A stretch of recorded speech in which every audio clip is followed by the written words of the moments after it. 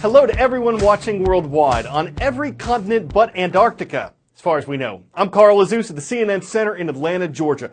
South Korea and the United States have been allies since the Korean War in the early 1950s, and North Korea has remained their rival. Every year, the U.S. and South Korea join forces in military drills. They're exercises to practice defensive moves against North Korea in case war on the peninsula ever breaks out again. But the drills anger North Korea, and every year while they're going on, the country makes threatening statements against South Korea and the U.S. This year, North Korea's military is threatening a preemptive nuclear strike. Tensions in the region are higher than usual, and the military exercises are the largest ones ever. 300,000 South Korean troops, 17,000 Americans, all involved in 8 weeks of drills, which will take place on land, sea and air. Now, South Korea's defense ministry says that they have increased their surveillance on the north, trying to see if there are any signs of an imminent attack. They say at this point that there is no movement. Now, tensions are always high at this time of year because of these drills between the US and South Korea. Pyongyang sees them as a dress rehearsal for an invasion. Washington and Seoul say they are defensive in nature. But this year is even more tense than normal. Consider the year we've had so far. In January, North Korea carried out a nuclear test. In February, North Korea carried out a satellite launch, which most countries saw as a missile test. And then just last week, the UN passed unprecedented sanctions against North Korea. On Friday, Kim Jong-un, the North Korean leader, said he wants his nuclear weapons at the ready should he want to use them at a moment's notice. And don't expect things to calm down anytime soon. These military drills go on until the end of April. We're moving now to a part of the eastern Mediterranean called the Levant. Turkey, Syria, Lebanon, Israel, Jordan are all here, and they've all been experiencing a drought for the last 18 years. Scientists at NASA recently studied tree rings in the region. They say that thick rings indicate years when there was plenty of water. Thin rings show years when there wasn't. And after analyzing that and other data, researchers concluded that the region's current drought is the worst one it's seen in 900 years.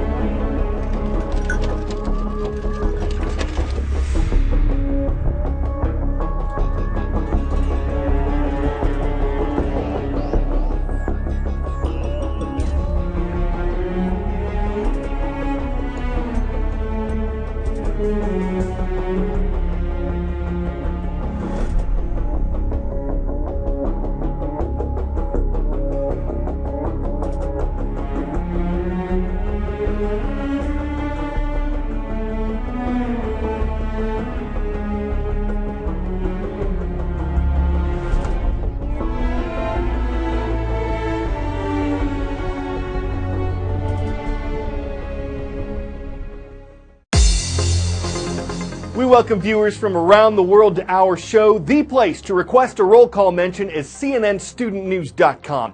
St. Lawrence College signed up on yesterday's transcript page. Hello to our viewers in Athens, Greece.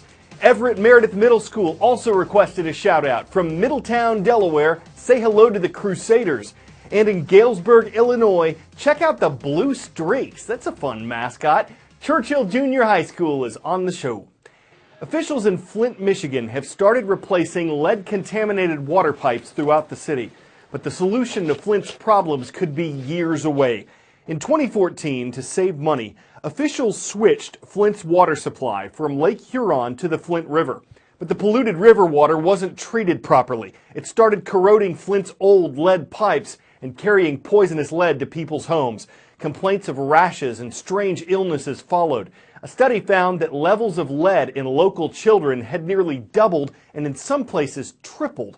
Lead poisoning is irreversible and can cause behavioral problems, learning problems. Officials have switched Flint's water supply. It's no longer from the Flint River, but the damage to the city's pipes has been done.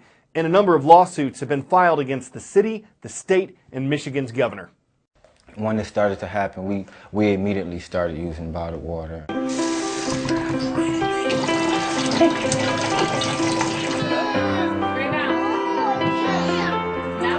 A couple little clips here that you're popping her off.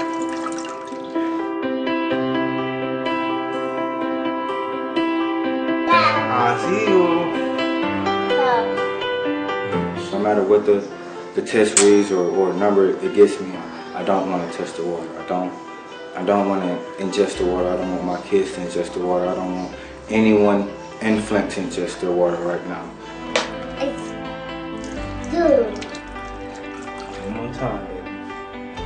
Okay. We don't even brush our teeth with the water. My oldest child, Madison, we use a water bottle to rinse off and put the toothbrush back on. Say cheese. Cheese. While making my daughter 2-month-old bottles, I found myself using the tap water, and I have to pour it out and remake the bottles using bottled water. So for now, when I get up and I make myself coffee, I make sure that I fill up about 6 bottles, and I leave about 3 bottles here for tomorrow when we get off work and she gets home.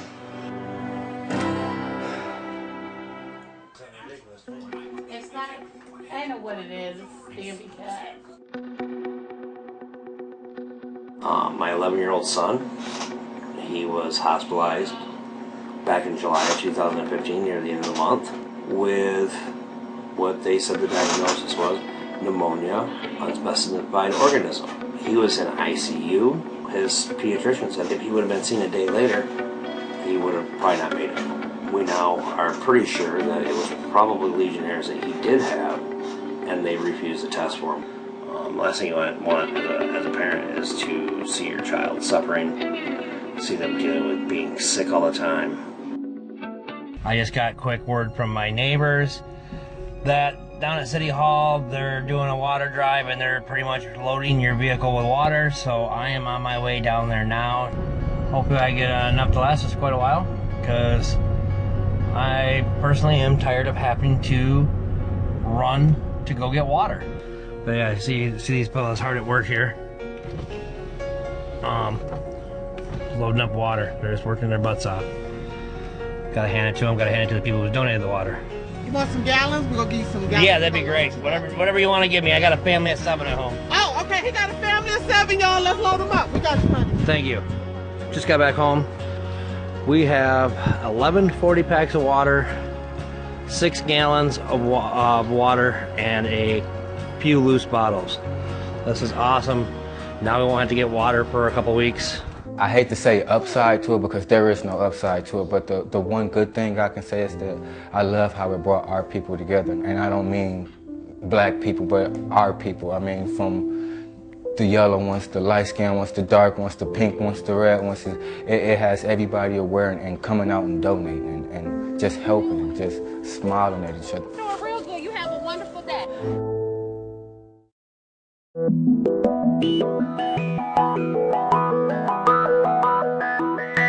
You may not be familiar with his name, but you probably use his inventions every single day. That's right, we're talking about Ray Tomlinson, who's died at the age of 74, and he essentially is why you can send emails. He invented direct email messages back in 1971. At that time, the idea of sending messages from computer to computer was pretty revolutionary. He also came up with the idea of using the @ symbol in internet addresses, the ones we now use all the time on Twitter and, of course, other social media.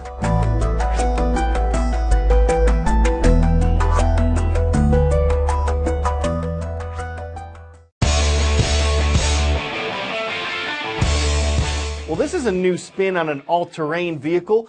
Take a smart car, add skis and all-terrain treads, and you have a snowmobile with doors and heat. This is the brainchild of a mechanic in Canada, where there's plenty of reason to do this. He says it took him about a month and $7,000 to put together, and when the snow melts, the wheels can go back on in about an hour. No, you can't have one. It's not street legal. But if it were, a dealer might advertise its snow roof, its performance skidometer, its unparalleled antifreeze, or its unlimited slip differential. Air conditioning, not standard. I'm Carl Azuz. That exhausts our show for today. We break for puns.